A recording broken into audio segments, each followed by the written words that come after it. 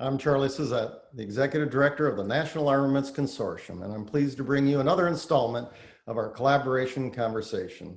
And today I'm joined by Greg Schneck, the Vice President of Strategic Initiatives at Polaris Alpha Advanced Systems of Parsons Company. Greg's got a lot of years of experience in the OTA world, and he and I go back quite a while, and it's good to see you, Greg. Charlie, thank you for having me. This is great. Well, let's get started by first learning a little bit about you, your background, and what you're doing at Polaris Alpha Advanced Systems. Well, let me take it way back to the beginning, because I used to be a civilian government employee, and I was a project manager and struggling with the FAR-based acquisition system, trying to get my own work done. And it was very frustrating. And right about somewhere in the vicinity of 2003, 2004, somebody made me aware of this whole NAC DOTC thing that had just formed.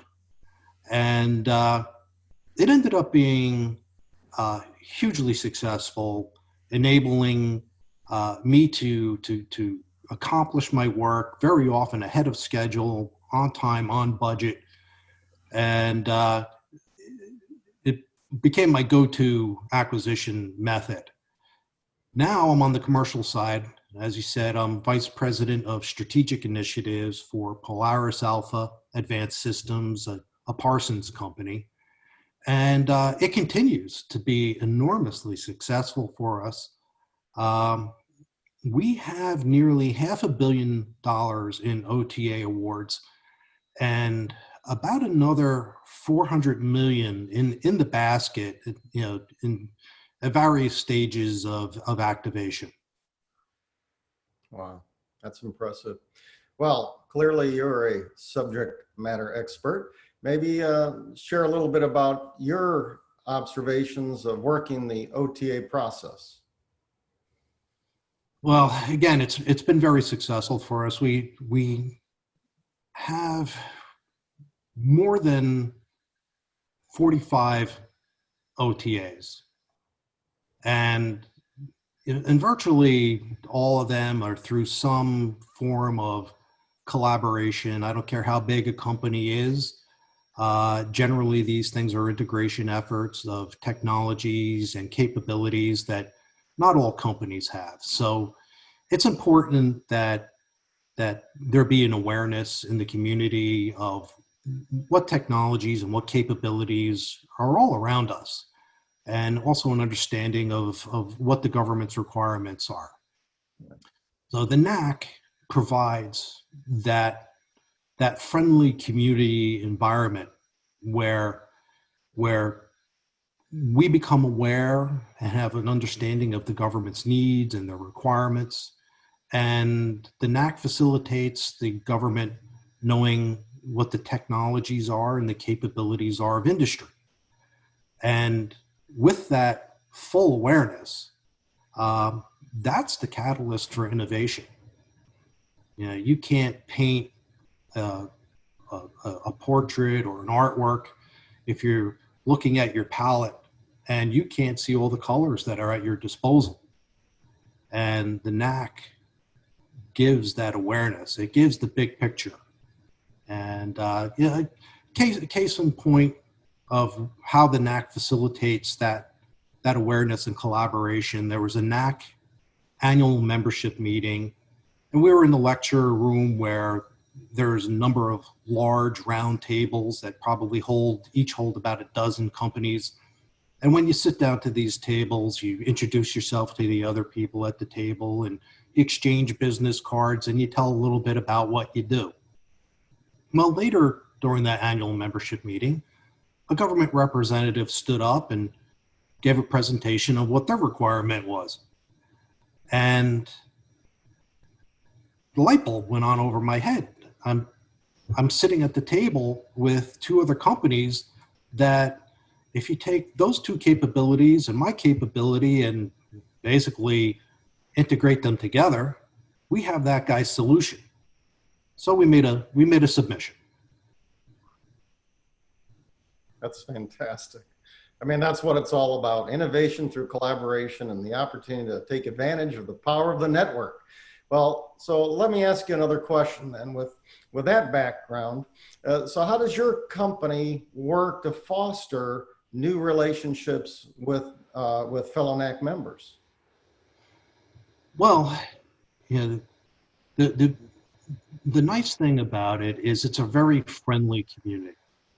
And there's so much work just falling out of the sky from other transactions that it's like water pouring through my fingers. I just can't catch it all. And so there's really, there's plenty of work to go around. And what I've learned is that the currency I deal in is generosity. I just try to help everybody. I try to help the government people. I try to help the other companies that I interact with. And people often ask me, why are you helping that company? They're a competitor of yours. I was like, yeah, they're a competitor, but they're not an adversary. We all have the same common good in mind. I help them because maybe, hopefully, someday, if I need some help, they'll help me. Again, we're all working for the common good. And I kind of have this axiom that, would you rather be a person with a lot of poor friends who can't help you if you need help? Or would you rather be a person who has a lot of successful, influential friends who can help you? A good, strong community is best for all and best for the soldier. I couldn't agree more, and it's great when we're all pulling together and all aligned. Well, let's talk about, since you have so much experience in this process, and maybe tell us a little bit about your experience or your observations about the enhanced white paper and that part of the process. Well, the enhanced white paper is the best system that I've seen. We have memberships in approximately 30 OTs and tons of experience with FAR-based acquisitions. And the enhanced white paper it's just an ideal length where we can make our point and get that point across without writing a FAR-based proposal that is extraordinarily expensive in terms of our B&P dollars. And when we submit it, there's just tons of redundant boilerplate material, and the submission, it fills a Xerox paper box. It's just not necessary. It's expensive, and that expense gets transferred to the government. An enhanced white paper, far less expensive, and the fact that, and this is key, because it's something that you guys do and not all the OTAs do, is the way you handle collaboration. OTAs, the intent of OTAs is collaboration. And the way the NAC handles OTAs is they post the names and contact information for the technical POCs, which gives the industrial community fair access to confidentially reach out to those technical POCs and discuss the uniqueness or novelty, what's innovative about their solution. And that way, when we respond with our white paper, it's relevant and it's on point. Unlike a FAR-based contract, which is cryptic and we have to crack the code on what is meant, when we submit an answer on a FAR-based contract, it's still a guess. So the FAR-based contract was expensive in terms of our B&P dollars to produce. And there's a lot of risk involved because we don't have the opportunity to talk and truly understand the customer's needs.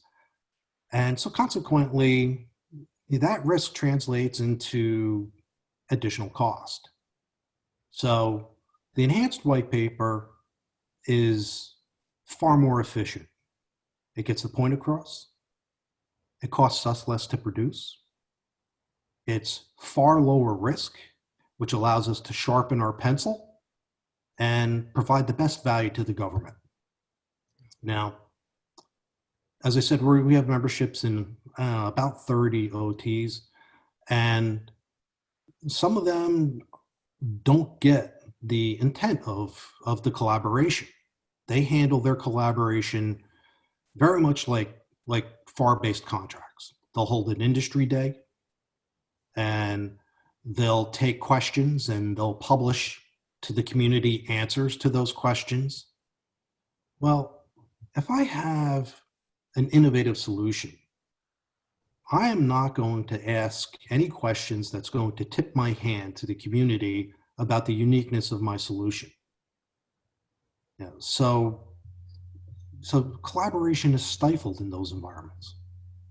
The way the NAC does it is there's transparency.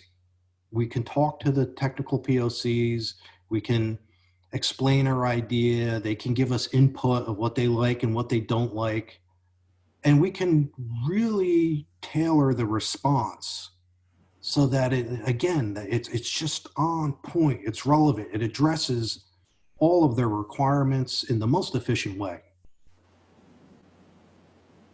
You know, I always believe that we just want to get it right the first time, give the warfighter the best product as quickly as possible. And I think you laid out exactly our value proposition and our intent. Well, before we wrap up, Greg, it's great to talk to you. Is there any final advice or words of wisdom you'd like to share with our listeners? Well, definitely, if you're not a member of NAC, you should be joining the NAC. It's, in my opinion, the best consortium. It's the best consortium model, and they have the best process. And what it does, again, it's in the spirit of collaboration. It's this whole idea that for you as a company, it will provide situation awareness. You'll get to know the community. You'll get to know the government representatives. You'll get to understand their needs and what their requirements are. You'll get to understand the technologies and the capabilities of other members of the community. When I was a government employee, we didn't have that awareness. It was like if you were to show me every single piece of a jigsaw puzzle, I've seen every piece, but I still don't understand what the big picture is. The NAC and the events and the community that the NAC facilitates puts those pieces together into the big picture. And that's where innovation comes from, when you really know what the resources are that are available to you. Well said, Greg. I really appreciate your time and your understanding and knowledge. One team, one fight. That concludes this installment of our collaboration conversation. And Greg, it's great to see you, and I hope to see you soon in person. Hey, thank you very much. And thank you for everything that you and the NAC community have done for us. No, thank you, Greg. Have a great day.